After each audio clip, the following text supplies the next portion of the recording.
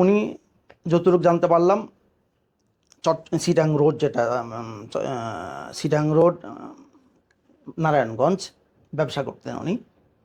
তো ওনার দোকান প্রচুর ব্যবসা হতো, পাশের দোকানের চেয়ে ওনার কাস্টমার বেশি হতো। তো হঠাৎ ওনার কাস্টমারও বন্ধ হয়ে গেল, উনি অসুস্থ হয়ে গেল, দোকানও শেষ হয়ে গেল। তখন বুঝতে পারলাম যে এই পাশের দোকানদাররা হিংসা করে ওনাকে জাদু করছে, আর জাদুটা এমন হয়েছে ওনার জীবন শেষ, লাইফ শেষ। যাই হোক, অনেক অনেক মাস কষ্ট করছে, প্রায় 6 থেকে 7 মাস কষ্ট করছে। এরপর আল্লাহ পাক আবার সুস্থ করছে, এখন আর দোকান করে না, এখন উনি সুস্থ অবস্থায় আছে। এভাবে ওনার জাদু করছে এটা আপনি জানলেন কেমন করে? আমি পরীক্ষা করছি। এখন উনি তো হসপিটাল, ওনার ছেলেরা ইউরোপ, ইটালি সব টাকা আছে, অনেক বাড়ি আছে, টাকা আছে, অনেক টাকা নষ্ট করছে, মাসকে মাস হসপিটালে ফেলে রাখছে, কিন্তু সুস্থ হচ্ছে না। তো এখন ডাক্তাররা বলছে আমার সম্ভব না, ওষুধ দিতেছে, কোনো উপকার হচ্ছে না, ওষুধে কোনো কাজ করতেছে না, ক্রিয়া করতেছে না।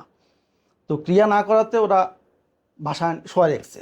তো বাসায় এভাবে না খাইতে না খাইতে ওনার ভিতরে খাওয়াই যায় না, শুধু একটু গ্লুকোজ, একটু ডাবের পানি, 1-2 চামচ। তো এইভাবে 1-2 মাস, 6 মাস থাকলেও তো আর শরীর থাকে না, তো একদম শুকিয়ে গেছে। তো আমি তো পরীক্ষা করে দেখলাম জাদু। এরপরে বললাম যে আমার 21 দিন পর আমি কাজ করব, কাজ করার পর ডাক্তার কাছে নেবেন। তো আলহামদুলিল্লাহ